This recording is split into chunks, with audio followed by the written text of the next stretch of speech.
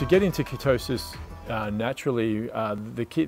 what people have to do obviously is fast. You got to give up all those carbs and sugars and all that kind of stuff, and put your body in more of a fasting state, so it starts to burn its fats. Now, when you're making that transition, you've got to be very careful, because you don't want to start using all your proteins up, and your body will also go into gluconeogenesis, where it'll want to take protein from your muscle mass and actually run it through the liver and turn it into a form of energy of glucose that the brain can use. So if you fast too much, then you risk going into that sort of a state. So it's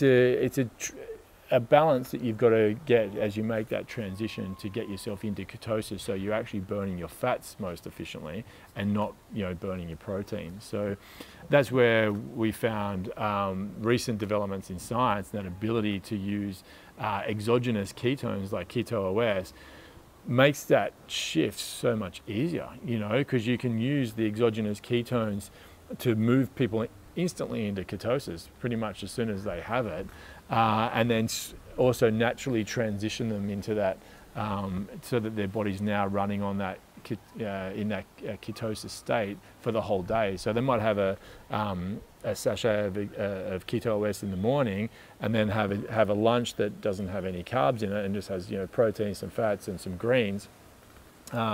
And also when you use exogenous ketones, because you're naturally running on that as your energy source, your body stops craving sugars. So and that's probably the biggest clinical significance, the significant thing that we use it for, is because if you can stop that addiction to sugar that people have and stop that addiction to bread and carbs, you're addressing so many of their underlying health conditions, because we know sugar itself